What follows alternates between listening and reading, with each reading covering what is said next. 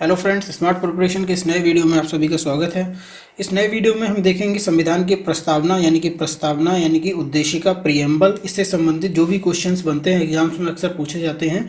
Constitution को पढ़ते समय अक्सर देखा गया है कि कैंडिडेट्स कॉन्स्टिट्यूशन से रिलेटेड सारे क्वेश्चंस को प्रिपेयर करते हैं, बट कहीं ना कहीं प्रिएम्बल को छोड़ देते हैं, जबकि प्रिएम्बल से आने वाले क्वेश्चंस काफ़ी आसान होते हैं और गिने चुने 7 से 8 क्वेश्चंस ही हैं जो कि कई बार रिपीट होते हैं। इससे ज़्यादा क्वेश्चन प्रिएम्बल में नहीं बनते हैं। तो चलिए इंपॉर्टेंट सभी क्वेश्चंस को कवर करते हुए ये नया वीडियो हम लोग शुरू करते हैं। सबसे पहले प्रस्तावना को हम लोग पढ़ेंगे। तो प्रस्तावना को हिंदी में पहले हम पढ़ते हैं कि हम भारत के लोग भारत को एक संपूर्ण प्रभुत्व संपन्न, समाजवादी, पंथनिरपेक्ष, लोकतंत्रात्मक गणराज्य बनाने के लिए तथा उसके समस्त नागरिकों को सामाजिक, आर्थिक और राजनीतिक न्याय, विचार, अभिव्यक्ति, विश्वास, धर्म और उपासना की स्वतंत्रता, प्रतिष्ठा और अवसर की समता प्राप्त कराने के लिए तथा उन सब में निहित व्यक्ति की गरिमा और राष्ट्र की एकता और अखंडता सुनिश्चित करने वाली बंधुता बढ़ाने के लिए दृढ़ संकल्प होकर अपनी इस संविधान सभा में आज तारीख 26 नवंबर 1949 को एतद द्वारा इस संविधान को अंगीकृत, अधिनियमित और आत्मार्पित करते हैं। तो ये संविधान की प्रस्तावना है। हिंदी में इसको हम इंग्लिश में पढ़ते हैं।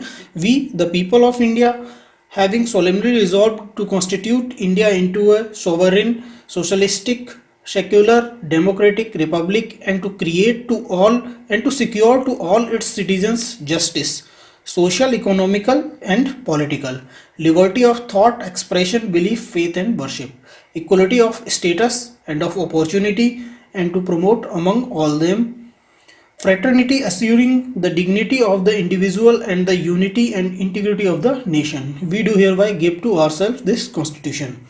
तो इस तरीके से प्रिएम्बल प्रस्तावना में हमने देखा इंपॉर्टेंट चीज़ें जो हैं, तो वो होता है कि हमारे संविधान की प्रस्तावना में 3 तरीके के न्याय की बात की गई है, यानी कि सामाजिक, आर्थिक और राजनीतिक, सोशल, इकोनॉमिकल एंड पॉलिटिकल। ये 3 तरीके के न्याय हैं। 5 तरीके की स्वतंत्रता के बारे में की गई बात, विचार, अभिव्यक्ति, विश्वास, धर्म और उपासना। और 3 तरीके की समता की बात, वो 2 तरीके की समता की बात की गई, प्रतिष्ठा और अवसर की समता। तो ये 3 इंपॉर्टेंट क्वेश्चन बनते हैं कि 3 न्याय, 5 स्वतंत्रता है और 2 तरीके की समता। तो इनको याद रखेंगे। उसके अलावा संविधान सभा ने इसकी संविधान की प्रस्तावना को जो अपनाया था वो 26 नवंबर 1949 को अपनाया गया था। तो प्रस्तावना में से ये 4-5 क्वेश्चन इंपॉर्टेंट हैं।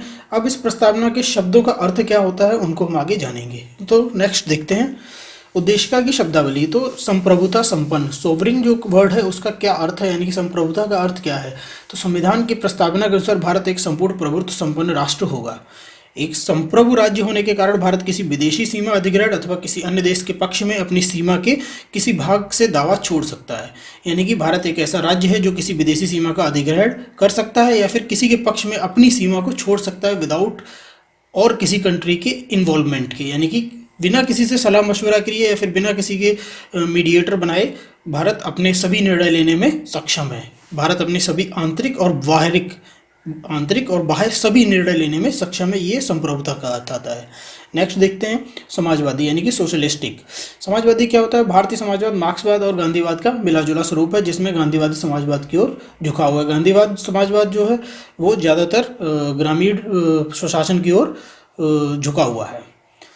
नेक्स्ट आता है पंथ निरपेक्ष यानी कि सेकुलर। भारत एक पंथ निरपेक्ष राज्य है, यानी कि भारत का कोई भी पंथ नहीं है। भारत किसी भी पंथ को सपोर्ट, किसी भी धर्म को सपोर्ट नहीं करता। एक सेकुलर राष्ट्र है, सभी धर्मों के लिए बराबर व्यवस्था करता है भारत।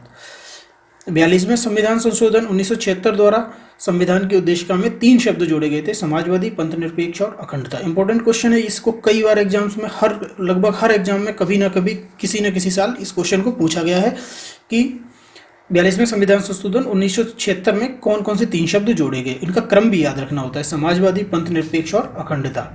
कौन सा संशोधन था? 42वां संविधान संशोधन 1976। नेक्स्ट देखते हैं लोकतांत्रिक डेमोक्रेटिक शब्द का अर्थ क्या है? लोकतंत्र से तात्पर्य है लोगों का तंत्र अर्थात जनता का शासन। भारत में जनता अपने द्वारा निर्वाचित प्रतिनिधियों के माध्यम से शासन चलाती है, यानी कि सिंपल है, चुनाव होता है, हम अपने विधायक चुनते हैं, हम अपने सांसद चुनते हैं, हम अपने प्रतिनिधियों को चुनते हैं, संसद में भी हम अपने चुने हुए लोगों को भेजते हैं और राज्य के विधानमंडलों में भी हम अपने चुने हुए लोगों को भेजते हैं। तो इस तरीके का भारत एक डेमोक्रेटिक लोकतांत्रिक राज्य हुआ। नेक्स्ट आता है सामाजिक, आर्थिक और राजनीतिक न्याय। किसी भी प्रकार की अर्हता यानी कि क्वालिफिकेशन के बिना सार्वभौम वयस्क मताधिकार, जो मताधिकार मिला हुआ है, वयस्क मताधिकार है, हमारे यहाँ 18 साल के बाद एक मताधिकार, मत देने का अधिकार मिल जाता है। तो किसी भी प्रकार की क्वालिफिकेशन के बिना सार्वभौम वयस्क मताधिकार के द्वारा भारत में राजनीतिक न्याय सुनिश्चित किया गया है। यानी कि राजनीतिक न्याय किस तरीके से है कि विदाउट किसी को स्पेशल क्वालिफिकेशन के बस 18 साल के हो जाएंगे तो आप एलिजिबल हो गए हैं वोट डालने के। सामाजिक, आर्थिक व राजनीतिक न्याय के इन तत्वों को 1917 के रूसी क्रांति से लिया गया है। कभी कभी एग्जाम्स में पूछ लिया जाता है कि जो सामाजिक, आर्थिक और राजनीतिक न्याय शब्द है ये कहाँ से लिया गया है, तो ये 1917 की रूसी क्रांति से लिया गया है। नेक्स्ट देखते हैं, विचार, अभिव्यक्ति, विश्वास, धर्म और उपासना की स्वतंत्रता। भारतीय संविधान के अनुच्छेद 19 के अंतर्गत व्यक्तियों को 6 लोकतांत्रिक स्वतंत्रताओं और अनुच्छेद 25 से 28 के अंतर्गत धार्मिक स्वतंत्रता के अधिकार को सुनिश्चित किया गया है। यानी कि अनुच्छेद 19 के अंतर्गत 6 लोकतांत्रिक स्वतंत्रताएं दी गई हैं, जो कि हम आगे अनुच्छेद जब पढ़ेंगे तब जानेंगे। अनुच्छेद 25 से 28 तक धार्मिक स्वतंत्रता दी गई है। तो यानी कि विचार की, अपने विचार रखने की स्वतंत्रता है, अपनी अभिव्यक्ति की स्वतंत्रता है, जिसमें कि जैसे प्रेस है, प्रेस की स्वतंत्रता संविधान में कहीं पर भी वर्णित नहीं है, लेकिन वो अभिव्यक्ति स्वतंत्रता के अंतर्गत आती है। यानी कि हमारे मन में जो है वो हम अभिव्यक्त कर सकते हैं। विश्वास की स्वतंत्रता, हम किसी भी धर्म में किसी भी बात में विश्वास रख सकते हैं। धर्म की स्वतंत्रता, हम किसी भी धर्म को अपनाने के लिए स्वतंत्र हैं। और उपासना की स्वतंत्रता यानी कि पूजा करने के लिए हम लोग स्वतंत्र हैं। उद्देशिका संविधान का वह पहला कथन है जिसमें संविधान के बुनियादी मूल्यों और अवधारणाओं को स्पष्ट रूप से व्यक्त किया गया है। यानी कि संविधान का सबसे पहला पार्ट है, ये पहला कथन है जिसमें पूरे संपूर्ण संविधान के बुनियादी बेसिक जो प्रिंसिपल्स हैं उनको इन्वॉल्व किया गया है, उनको व्यक्त किया गया है। आगे देखते हैं, प्रतिष्ठा एवं अवसर की समता। समाज के सभी वर्गों को समान प्रतिष्ठा एवं समान अधिकार प्रदान किए गए हैं। रघुनाथ राव मामले में न्यायालय द्वारा कहा गया कि प्रस्तावना शक्ति का स्रोत नहीं है, यानी कि ये किसी को स्पेशल पावर नहीं देती है। विधानमंडल द्वारा इस पर प्रतिबंध नहीं लगाया जा सकता है। कोई भी विधानमंडल होगा, कोई भी राज्य सरकार या केंद्र सरकार संविधान की प्रस्तावना से संबंधित कोई प्रतिबंध, कोई कानून नहीं बना सकता है। यह 2 अर्थों वाले उपबंधों को समझने में सहायक है। यानी कि संविधान को समझने में जहाँ पर भी कठिनाई हो रही हो तो सबसे पहले प्रस्तावना को पढ़ा जाता है। प्रस्तावना के सापेक्ष देखा जाता है कि कौन सा अर्थ ज़्यादा सटीक है, वहीं पर उस संविधान के उस अर्थ को सबसे ज़्यादा सटीक और सबसे ज़्यादा वैलिड माना जाता है। तो यानी कि जहाँ पर कन्फ्यूज़न हो रहा हो संविधान को समझने में तो उसको प्रस्तावना के बेस पे समझा जाएगा और उसी तरीके से इम्प्लीमेंट किया जाएगा। नेक्स्ट देखते हैं, संविधान का भाग होने पर विवाद। जो प्रस्तावना है ये हमारे संविधान का पहला कथन है, ये हमने अभी बताया, तो इसीलिए ये विवादित रहा। क्या ये संविधान का पार्ट है या नहीं है, ये काफ़ी विवादित मैटर रहा है। तो देखते हैं कैसे। वेरुवाड़ी संघ मामले 1960 एवं गोलकनाथ मामले 1967 में इस बात की पुष्टि की गई कि प्रस्तावना संविधान का भाग नहीं है। कोर्ट ने इन 2 मामलों में कहा कि संविधान प्रस्तावना का भाग नहीं है, लेकिन केशवानंद भारतीवाद में सर्वोच्च न्यायालय ने अपने पहले के निर्णय को निरस्त कर दिया और स्पष्ट किया कि प्रस्तावना संविधान का अभिन्न अंग है। इसमें मूल ढांचे को छोड़कर संशोधन भी किया जा सकता है। यानी कि केशवानंद भारतीवाद मामले में सर्वोच्च न्यायालय ने, सुप्रीम कोर्ट ने ये डिसीजन दिया कि संविधान प्रस्तावना का अभिन्न अंग है, ये कभी भी अलग नहीं हो सकता है। और इसमें जो इसका मूल ढांचा है, यानी कि इसका जो बेसिक स्ट्रक्चर है, उसको छोड़कर इसमें संशोधन भी किया जा सकता है।